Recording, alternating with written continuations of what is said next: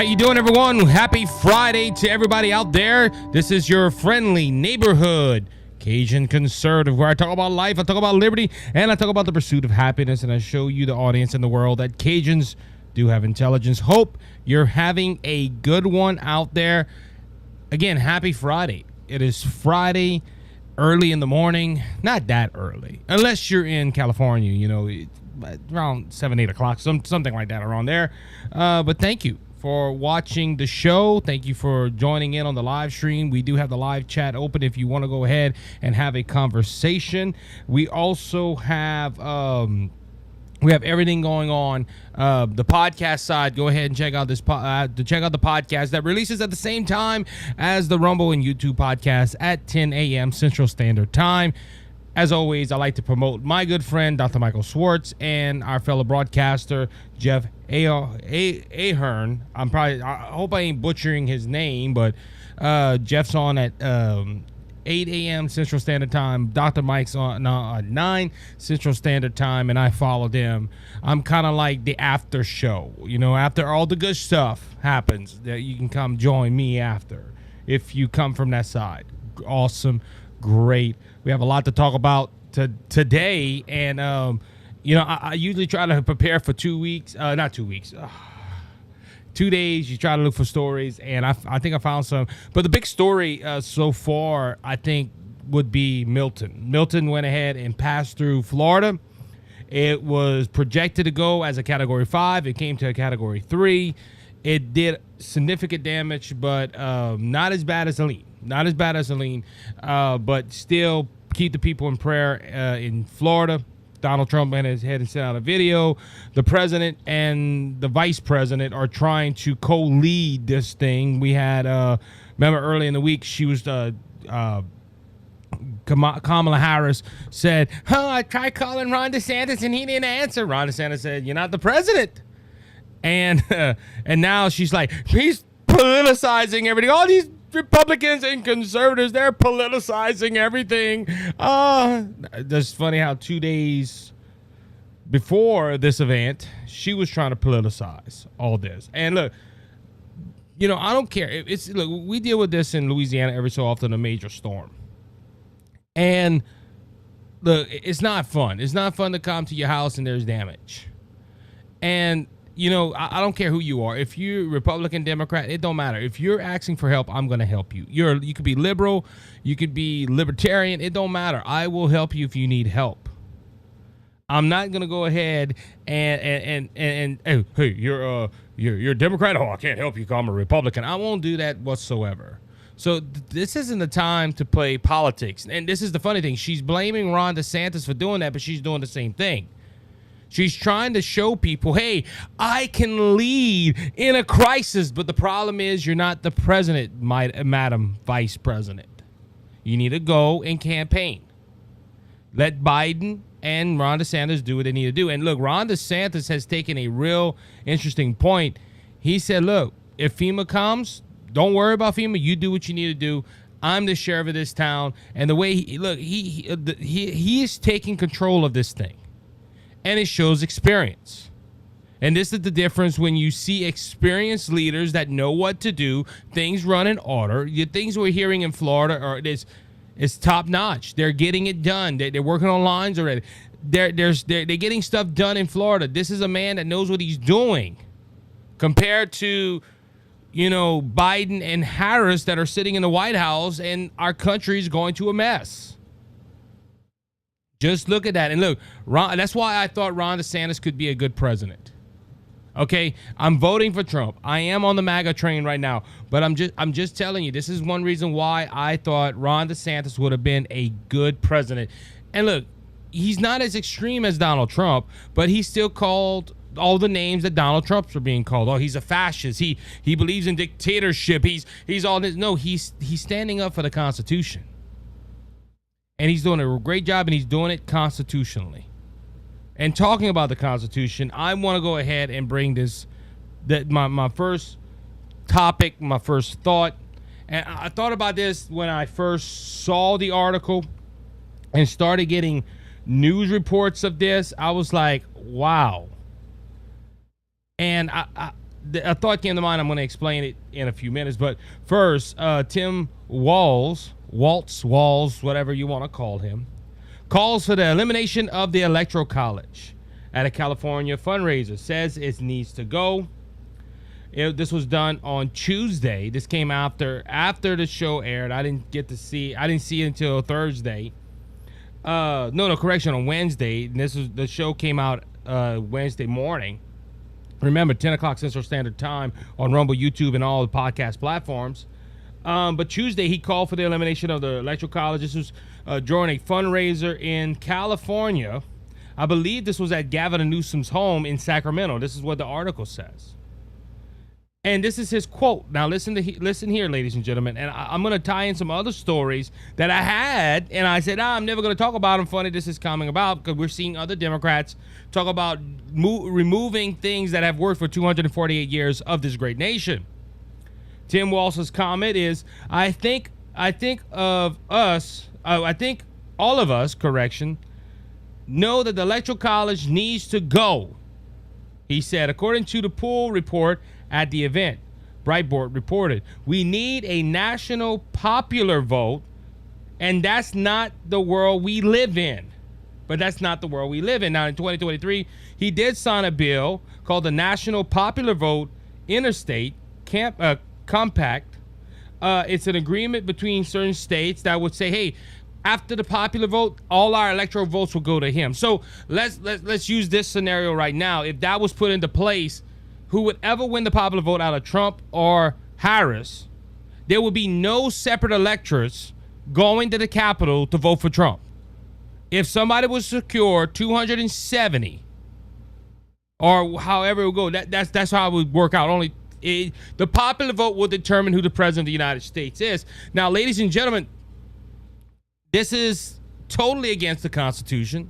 The Constitution has the Electoral College in place for a reason. Our founding fathers put it there so small states like Louisiana and Vermont and New Jersey and all these other places would have a say in their elections.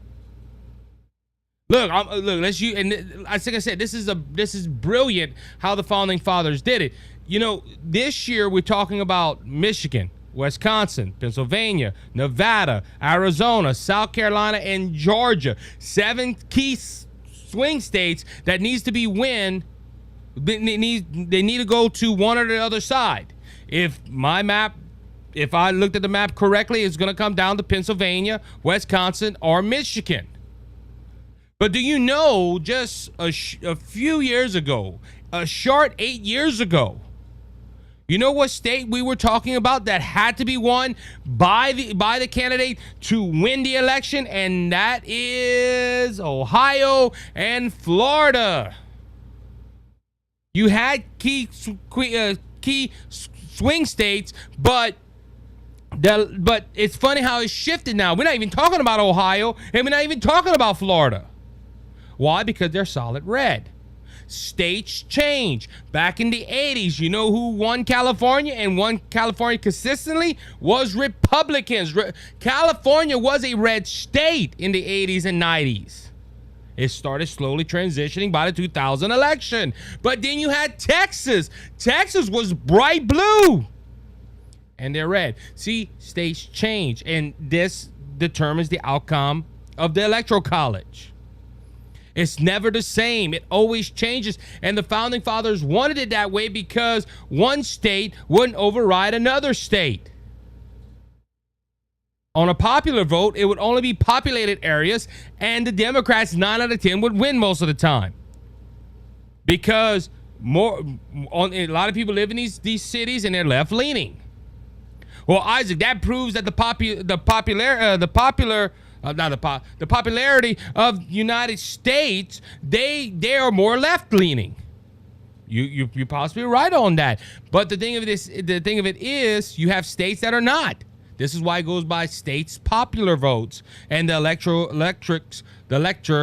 go to Washington and vote for it. But Tim Walz don't want that. What Tim Walz is pushing is for a true democracy.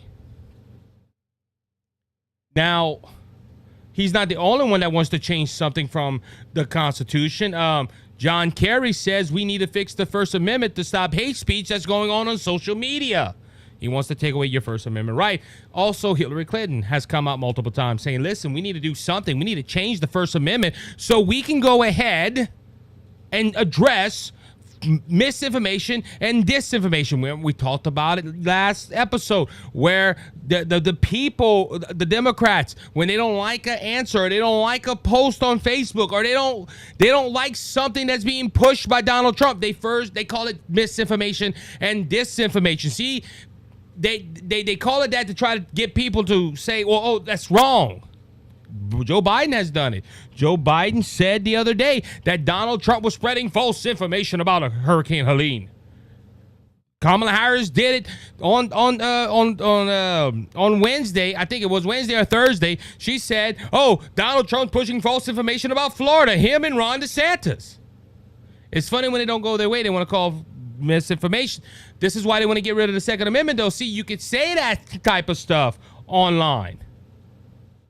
You can go ahead and say stuff. I don't push false information. I have Fox News, I have Daily Wire. I go ahead and push stuff like, I push factual stuff.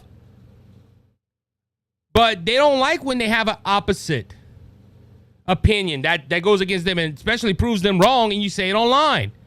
So they want to change the First Amendment where you don't have the freedom of speech, so they can take you down off of social media. That's why Carrie and the witch of the wicked north,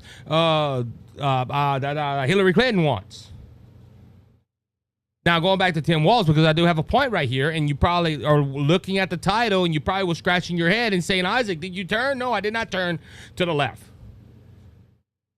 But what Tim Walz wants to do is a true democracy. What is a true democracy? A true democracy is where if you have 100 people in a room and 51 people agree, they override the 49. Heck on the 49. And our system of government wasn't like that. We are considered a constitutional republic. We have some forms of democracy, like state by state. The state popular vote will determine who's going to go to Washington or who wins the state, and their electors can go to Washington. That is part of a democratic system or a democracy. But our country is not a democracy. Our country is a constitutional republic, and we're run by laws and rules. And Tim Walz, he's part of the lawless, ruleless party, and he don't want rules and stuff. Now, this is where I'm going to my point here. I know, it has taken over almost 13 minutes to get to my first point. I hear the Democrats say all the time, well, Donald Trump is a threat to democracy. If it's this type of democracy, I'm glad he's a threat to democracy. Isaac, you said it? Yes, I said it. Because we're not a true democracy. Our founding fathers did not want a true democracy. Democracy is not in our Constitution, ladies and gentlemen. Our founding fathers said that the democracy would lead to the point where they were in England. But you have Tim Walz, you have Kamala Harris, you even have some Republicans, not Chris Christie, I don't know why I'm thinking of Chris Christie, Lindsey Graham and other ones. They go on TV and they look into a camera and they say, oh, we need to protect our democracy. You fool, you shouldn't even be in Washington because you don't know that we are a constitutional republic. Listen to the Pledge of Allegiance. On a republic of which it stands, one nation under God. They labeled this a republic. But you have Democrats, and I'm calling out Republicans, saying that this is a democracy. We're not a democracy. And if Tim Walz is pushing this garbage, I'm glad they consider Donald Trump a threat to democracy, because Donald Trump is not pushing democracy. He's pushing the Constitution. He's pushing that we're a republic. He even says it. Look, I'm going to call him out. He even says it. Our democracy. I don't know if he's misinformed or he just don't know, but we are not a democracy, ladies and gentlemen. We are a constitutional republic run by rules and laws that govern our land. But Tim Walz wants to throw that out the window. This experiment has been going on for 248 years. And now all of a sudden, let's throw out something that works. That's like you going and having the most smooth ride car, the engine's purring like a cat. You open the hood and take out the carburetor and say, I think it's going to run better now. We are not a democracy. I can't say that enough. And you have the Democrats and some wacko Republicans. Oh, Donald Trump is a threat to our democracy. You know what? Okay, the reason they're considering Donald Trump a threat to democracy is because they're pushing a true democracy, and it does not work. Donald Trump is pushing constitutional law, which means he believes that it's a republic. He might say it's a democracy. Like I said, he might be informed or he just don't know. I don't know. I don't talk to Donald Trump.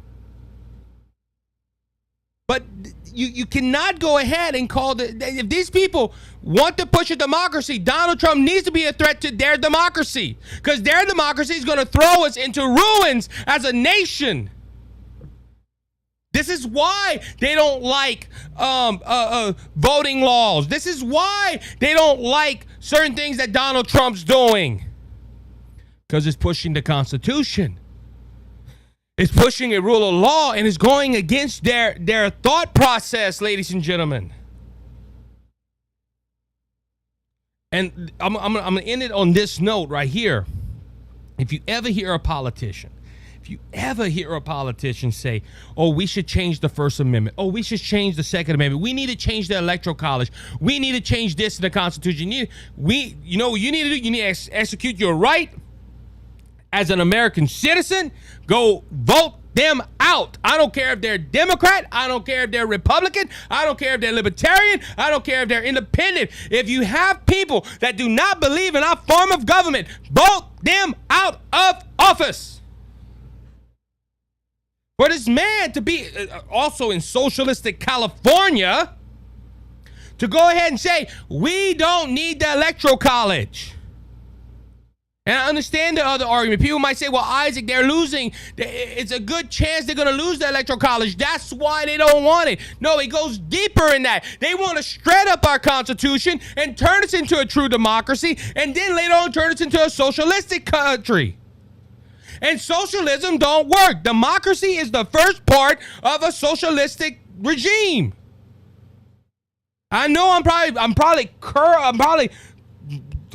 upsetting a lot of people, but we're not a democracy. We're a constitutional republic. We need to start calling this out, conservatives. Our founding fathers taught against democracy. They called us a constitutional republic for a reason. It was the same reason why they didn't like the monarchies, the monarchies or whatever they call them, the king and queens. If my wife was here, she'd probably slap me on the head because I said it wrong. But they didn't want us to be like England. They didn't want us to be like these other democracies that came about and failed. They wanted something different. And it also goes to another point too. God endorses our line of government. All these men were not Christians, but most of them had an understanding of God and the Bible. And most of our Constitution had a biblical principle. Again, if anyone says we need to get rid of that Constitution because it's stopping us, that's why it's there, to keep us in checks and balances. Kamala said it the other day, I'm against the filibuster. Why? Because you can't get your way, because our founding fathers knew that we had checks and balances in place to go ahead and keep this boat afloat. And it just came to my hair. You know, my head. Oh, Lord. Been a long day. It comes to mind, though. Have any of y'all seen the Three Stooges?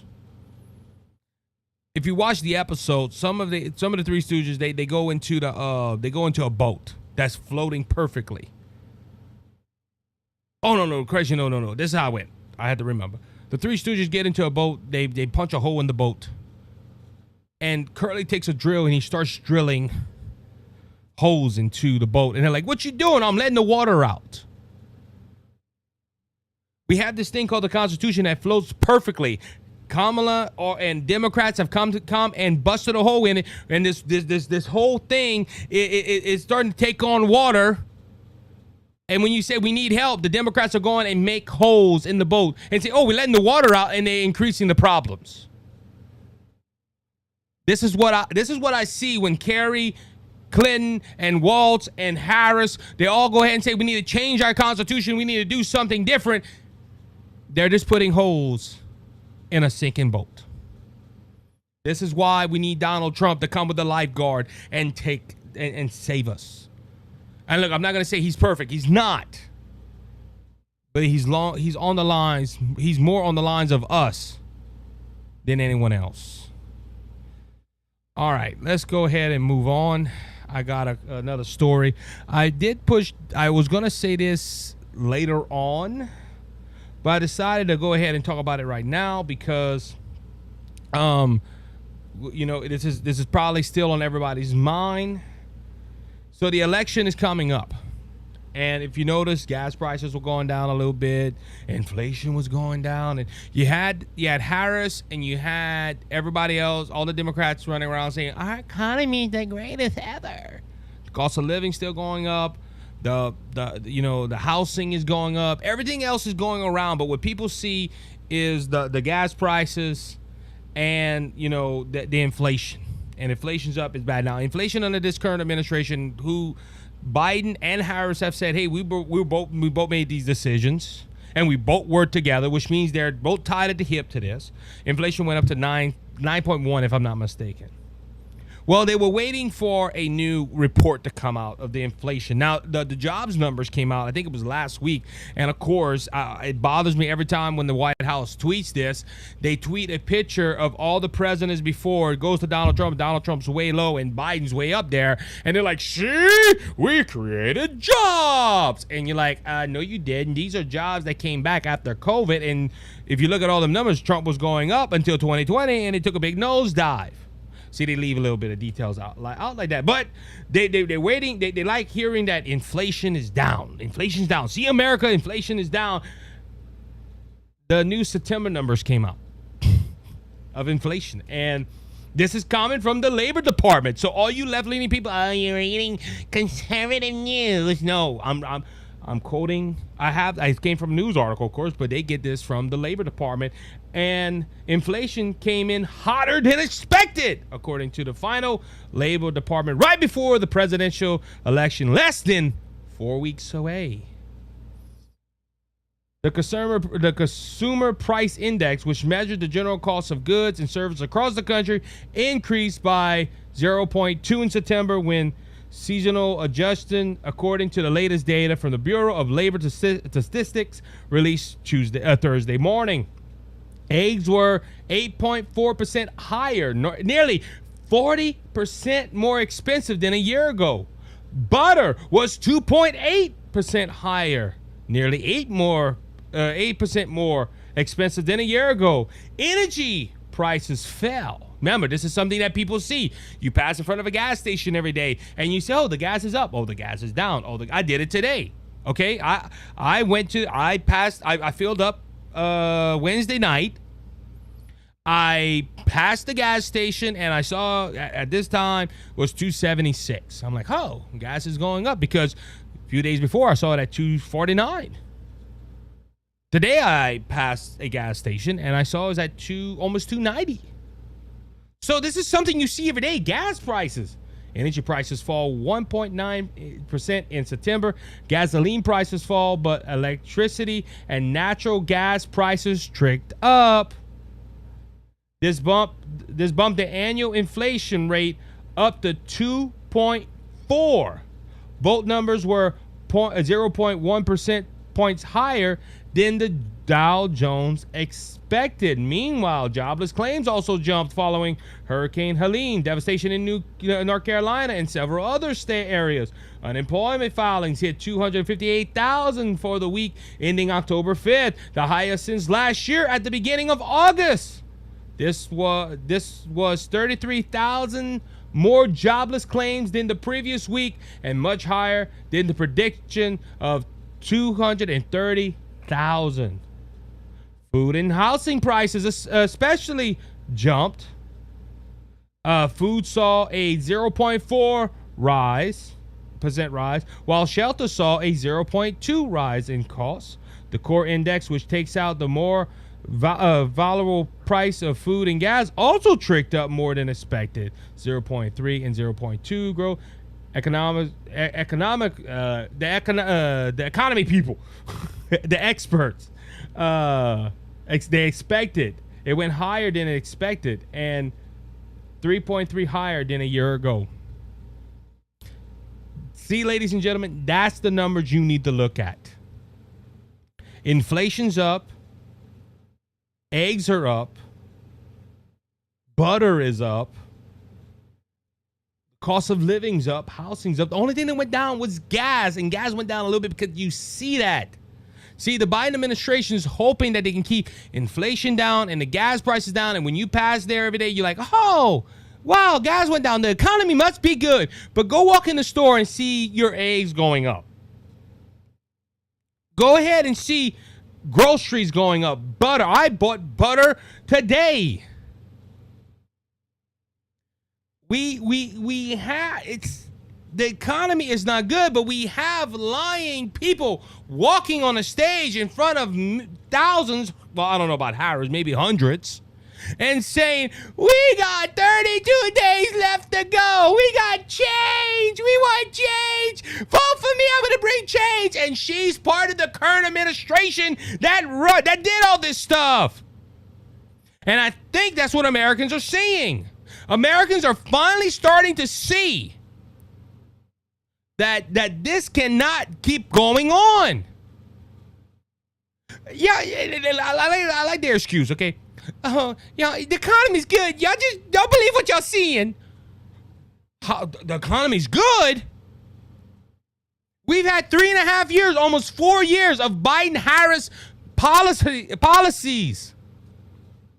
I bit my tongue right now. I don't know if y'all noticed. It's still there. We had 3.5 years, almost 4 years of bad policies. And they want to say, it's going good. It's going good, guys. Now, to make it better, we're going to keep taxing the rich, and we're going to do this, and we're going to do that. And all their policies are junk. And it's going up because of bad policies. I don't care what you say. I don't care what you think. The economy is bad, ladies and gentlemen. And it's all because of Harris and Biden. Oh, not Trump. Trump had a good economy. Which is going to lead me to my second story. I saw this today, and I'm not even going on script. I have all these stories lined up where I want to go, and it's funny how this is just going up. I just said, I think people are finally starting to see this, that the Harris and the Biden and the Walz and the Democrats' policies don't work. Why do I say that? Because this is an opinion piece by Ben Shapiro, and he gives a lot of good stats in here. This is why I'm reading it. I do have an article from Fox News as well, so I'm going to go to that back and forth because they also bring a lot of good insight to what I'm about to say. All right, so let's go ahead. Excuse me, let me get my thought. Come here, brain. Kamala's blue wall is collapsing. The article says in Wisconsin, the race has gotten a lot closer over the course of the last few weeks. Remember, only 70-some short days ago, I think 74, 75 at the time of this recording, Harris joined the race and the media flipped. Oh, Harris is gonna win, yay! Nobody knew her policies, and this honeymoon phase went on for a long, but I think it's ending right in time. Because people were excited about, oh, she's the first woman of color to run for president of the United States, yay! Oh, she's going to be the first woman to win, yay! And people were rejoicing, and all these people that were like, I don't want Biden, he's too old. Oh, we're going to vote for Kamala. What's your policy, Kamala? I lived in a middle-class neighborhood. And she goes around every question, you're like, huh? Did we get our question? No, we didn't get an answer to our question. But this is why I'm bringing it out. I think people are finally starting to see through all the lies and all the smoke screens. Brand new polling came out of Michigan, Pennsylvania, and Wisconsin. So the blue wall, I talked about the Electoral College earlier, and they always consider Pennsylvania, Michigan, and Wisconsin the blue wall. If a Republican would just pick up one of them states, along with Arizona and all the rest of them, it causes havoc. The Democrats cannot win. There's no mathematical way a Democrat wins without Michigan, Pennsylvania, and Wisconsin. We saw this in 2016 when Trump and Hillary ran. We saw Biden win with the two flips of Georgia and I think Arizona. So there's a lot of stuff that have to happen for Trump. Don't get me wrong, but if Trump wins Arizona and Georgia and North Carolina, he has to carry at least one of these three states. And if you looked at the polling right after Biden got kicked out, and Harris took the helm and said, "I'm gonna steer this ship," and it's going right to an iceberg. All of the like Pennsylvania, Biden was losing. Wisconsin and Michigan, Biden was losing. And when it went to Harris, Harris started winning, and people was like, "Yay, finally!" But let's go look at some polling numbers since what came out today. Came out on the 9th of October, which was on Wednesday. This article came out. In the last 5 Pennsylvania polls, listen here. And before I continue, before I go on, I know some of you, my listeners, are going to say, "Well, Isaac, I thought you didn't follow polls." I don't follow the national poll. I follow state-to-state polls, and it depends who puts it together. But if you look at Real Clear Politics, you can see an average. And the Real Clear average, if you go state-to-state, I look at state-to-state because that's how we win the presidency. It's not by national polls. A lot of people look at national polls and goes, "Oh, Harris is winning by 5 or 6 points. Oh, she's a sure in." And that's people that don't understand how our elections go. And these are normally the people, as I talked about earlier, that when after the election night happens, President whatever or whoever won the popular vote and they didn't win the president. That's not fair. And you have to keep reminding people of how our system of government works. That's people that are uninformed. But going back to this, and this is why going back to my point, I chased a rabbit there.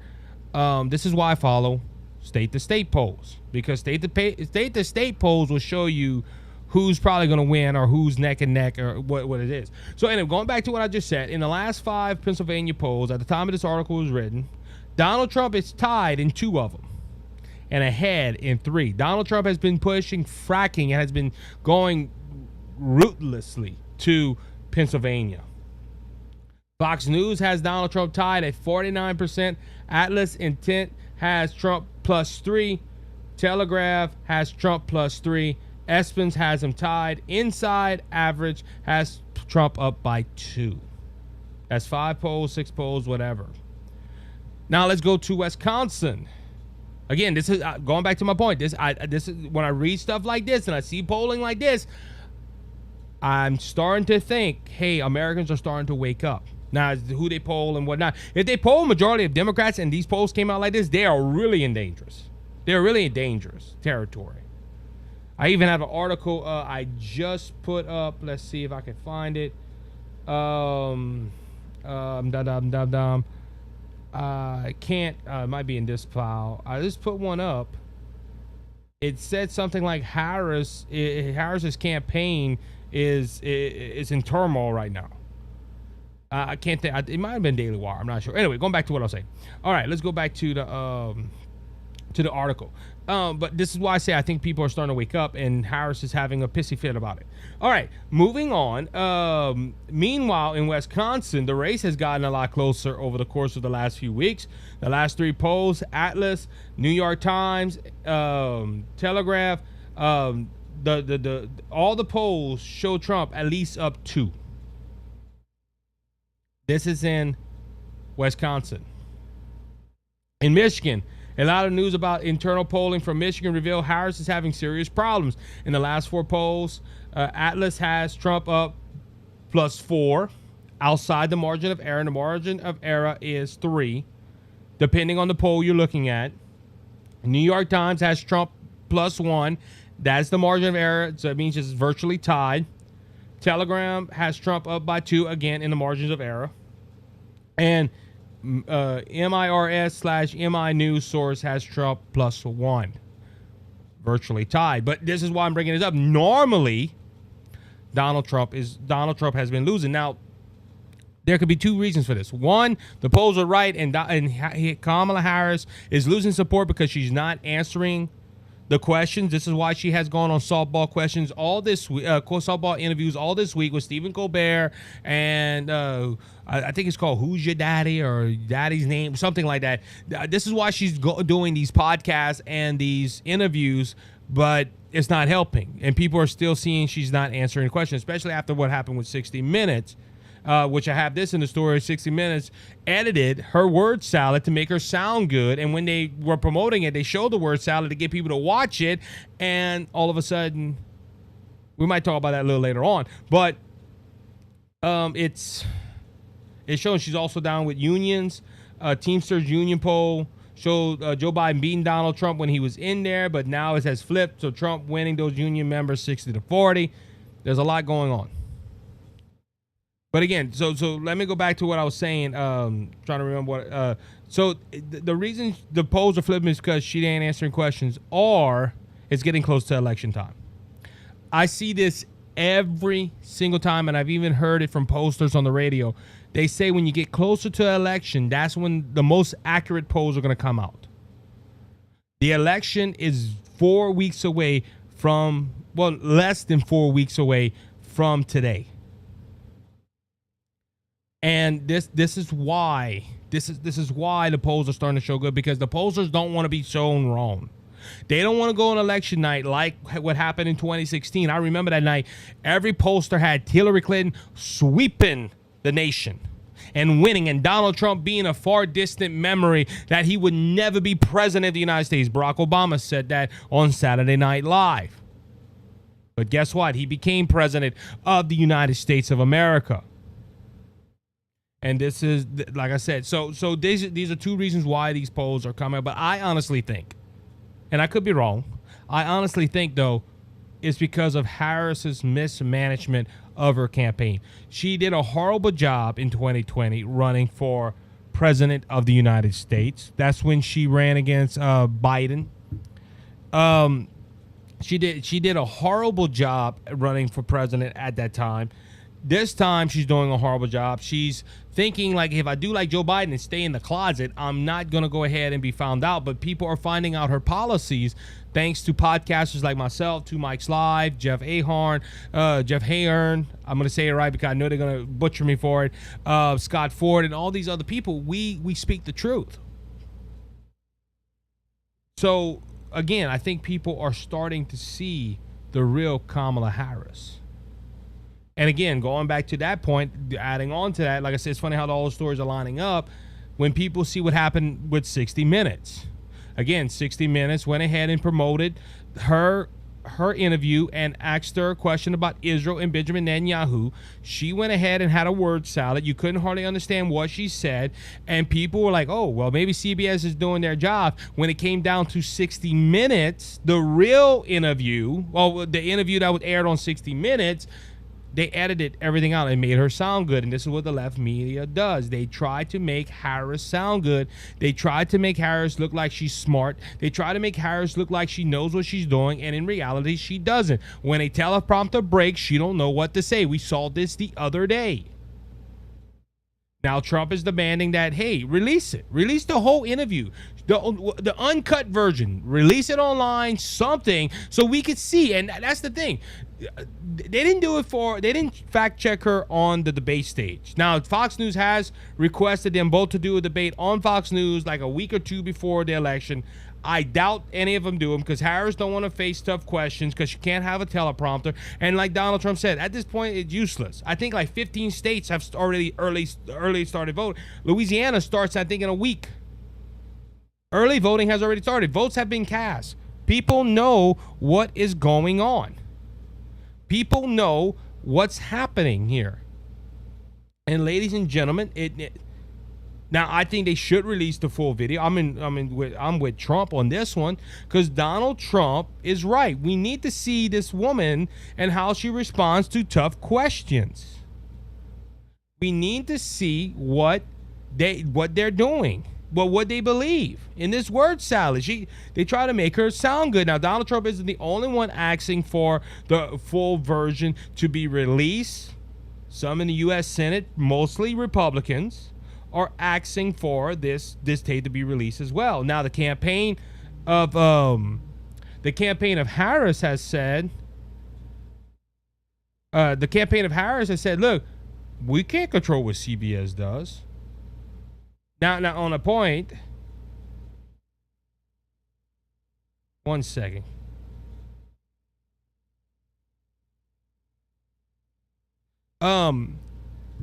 So going back to this though, okay, I'm sorry for the pause. I had a text message had to get done. But senators are asking, and the campaign for Harris said, hey, we can't tell 60 Minutes what to do. Now there's a big problem right here though. Now it exposes the media.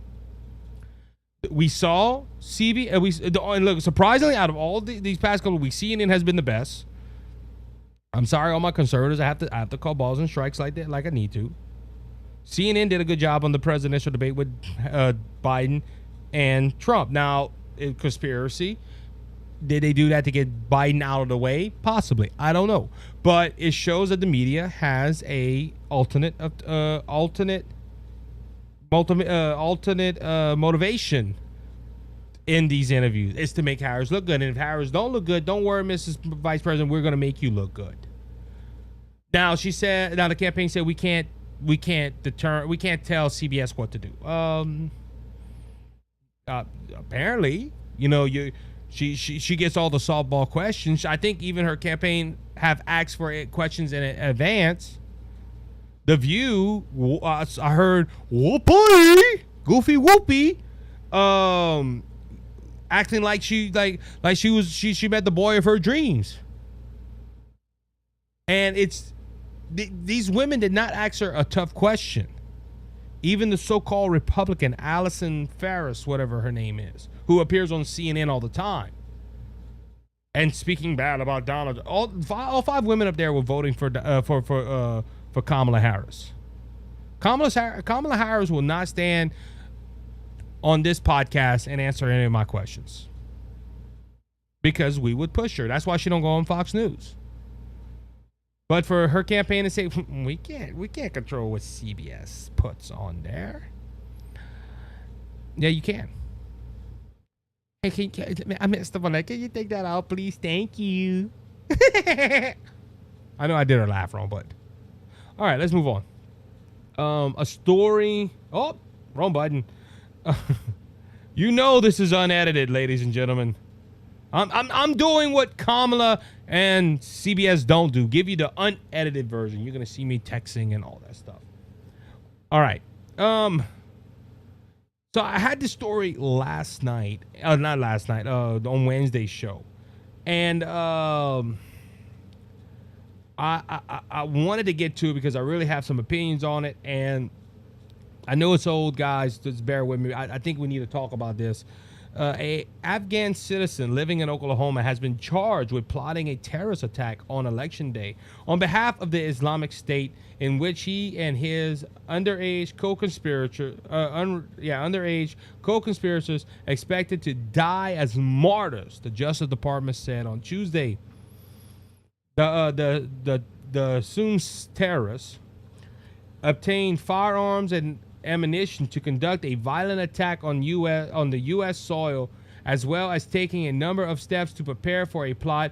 Authorities say he entered the United States on September 9, 2021, weeks after the U.S. troops pulled out of Afghanistan on a special immigration visa. That's very important. Listen here. And it is currently on parole status pending adjustation of his immigration proceedings, officials said. We also have a statement from the State Department and all that stuff. But I want to pull your point. He was brought here September 9th, 2021, weeks after the U.S. pulled out of Afghanistan. You remember the botch attempt to pull U.S. out of Afghanistan. After staying there for over 20 years and putting the country somewhat in order, as long as we were there. We had a military base there. We had billions of dollars worth of equipment there. We were keeping the region safe. The terrorist group, and I can't think of the name right now, Al Qaeda, I think it was. I'm not sure. It was. I would have to go look. Let's see if they say it in here. I don't think they say it. Anyway, yeah, I don't think it's Al Qaeda. It's one. I don't know. I can't remember who it is. But an organization was going to come in. A terrorist organization was going to come in and take over the government right after America left. By the way, and look, this shows a point too. You know, all these people. We shouldn't have the Second Amendment. That was the only thing stopping those butchers from coming in back in Afghanistan. The Taliban, that's what it is, the Taliban. LB is not here tonight. He cannot help me. But the Taliban was going to come in and take over. And again, this is why bearing arms help. But but we were staying there for 20 years, and Biden coming here because Trump made a promise to pull them out. Trump was in the process of trying to pull them out, but he didn't want to leave the equipment there. And Biden comes in, and as he did throughout all his presidency, Trump didn't do it, I would do it better. And he started pulling these people out. The Taliban came in, and guess what? They took over Afghanistan. Now they're back in Sharia law and whatnot. But while they were leaving, or the military, and I'm bringing you back to memory because this is important. We were trying to get out of Afghanistan. Our personnel left, and we had some of our people that we used for information, informants and all. They were going to leave, and the Taliban was responsible for vetting these people to put them on a plane. Well, we see the outcome of that now, because the Taliban did not put good people on them planes. They infiltrated the numbers. They mixed in with the numbers with good people and terrorists, and this person came into the country. This is the results of the bad Afghanistanian withdrawal. We had a man living in our country since 2021, has terrorist ties. He was going to do this in the name of ISIS. On election day, was going to try to hand out a terrorist attack on election day. Not, by the way, when they say his underage co-conspirators, I believe that was his kids. Who do we blame for this? Oh, we got to blame the immigration department. No. Well, yes, we do, but at the same time, no. Because they're taking orders from above. And I'm not talking about the Lord God Almighty. I'm talking about the president and the vice president of the United States. They made it easy for the Taliban to go ahead and put their people into place. America should have been vetting everyone that got on that plane. Biden shouldn't have said we're going to pull out. Look, right when Biden said we're going to pull out and we're going to do it on this certain day, the Taliban was ready and they went out in full force and they were advancing on the capital of Afghanistan. I think it's Kyiv. If I'm not mistaken. I might be thinking of Ukraine. It was I know my friends, if they're listening from Culper's Canteen Cup, are probably pulling out their hair because I can't remember all this stuff.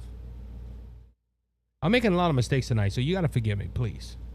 Or today. I made another one.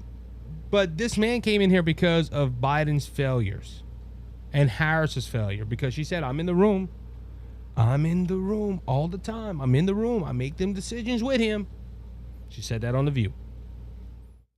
This is sad. And look, this is just one example. And this is one that the Justice Department found out about. How about all the other people that have come across the border? The 10 million people that Biden and Harris has allowed. Do you know that the FBI says our threat level is in the red? It hasn't been in the red for years. But these are the people you want to go ahead and vote in back into office. Oh, Isaac, not Biden. Biden's done. Biden said he's passing it on to the next generation. No, he's not. because the next generation is another old man and a middle-aged woman that don't have the brain cells of a gnat. I'm sorry. They're going to keep pushing this stuff. And I'm not trying to disrespect Governor Walz and Vice President Harris. But the problem is these people are dense and they don't know what they're doing. Or they know what they're doing and they're acting stupid because they don't want the American people to really know what they're doing. This happened all under their watch. And look, I compliment the people that were involved that stopped this attack. But ladies and gentlemen, this is the failed policies of the Biden-Harris administration. One more story, we'll wrap it up and we get home. We'll go home or we go to work. We'll finish work because people that listen to the podcast on the way home, thank you as always. Please remember to hit the subscribe button and the follow button. You on Rumble and you on YouTube, hit the like button. That is very important. Please hit the like button.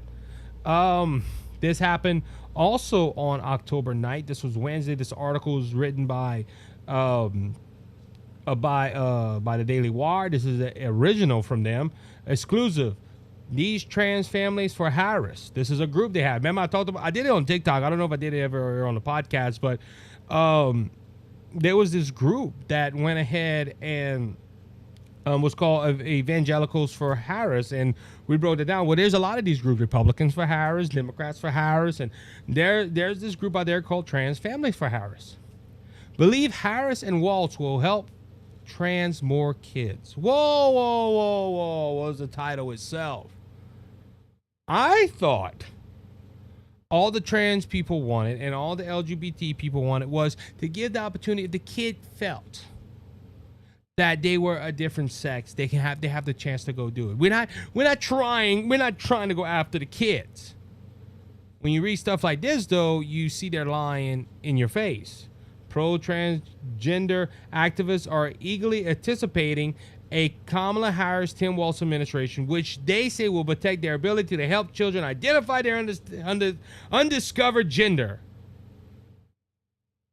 and undergo inevitable gender transitions. Video obtained by the Daily Wire shows the Trans Family for Harris Zoom call featured parents of young girls who believe they are boys, including Jeff Bender, the creator of the gender-neutral clothing line, and Jeanette Jennings, the mother of the boys who identify as transgender girls named Jazz Jennings. The call also featured activists far-left trans-identified candidate Ashley Bergen, a man who identifies as a woman.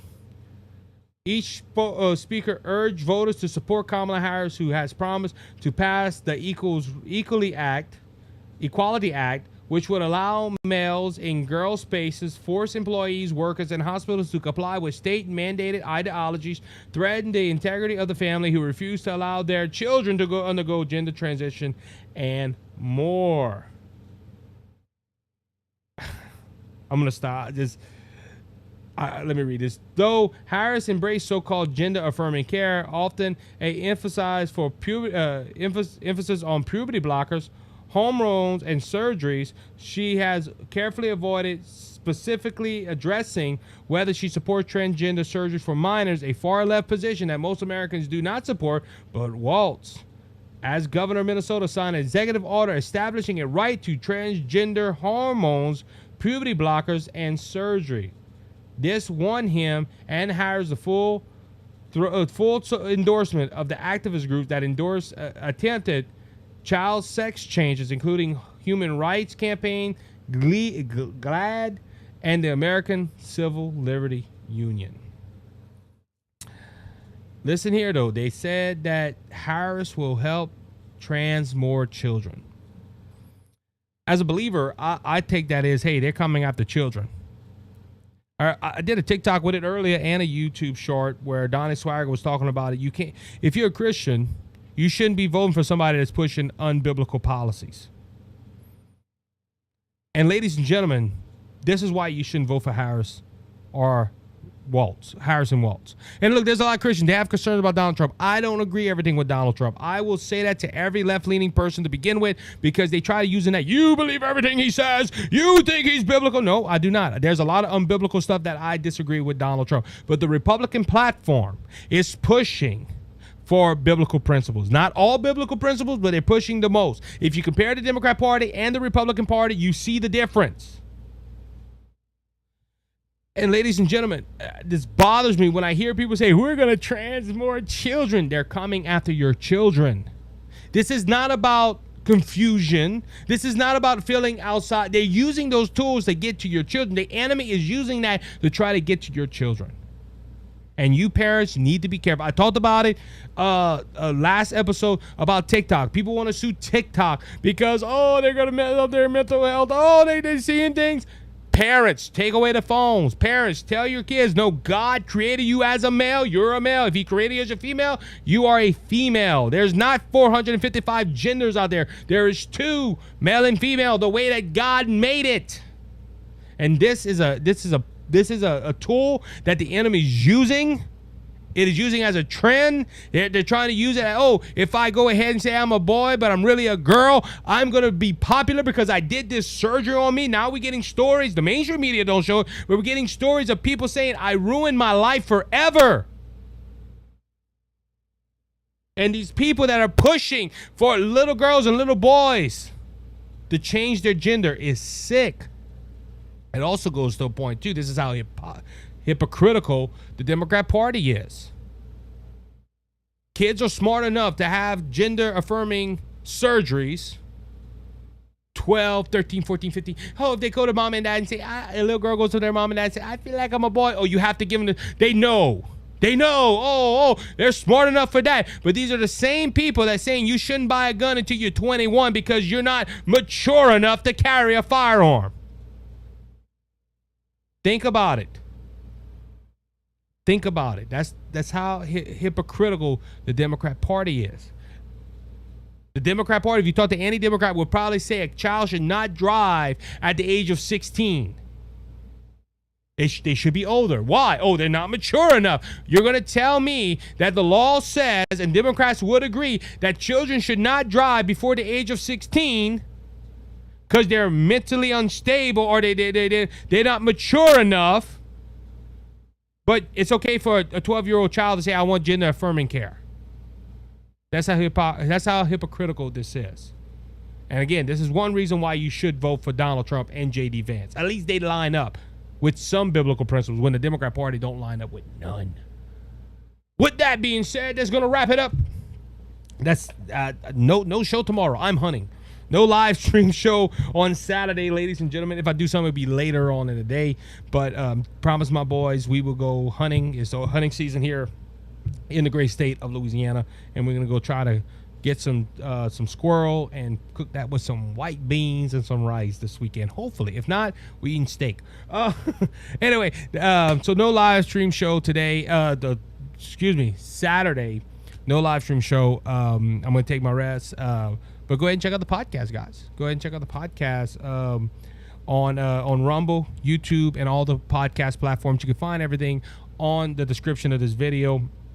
My website is there too, theisaacshow.wordpress.com.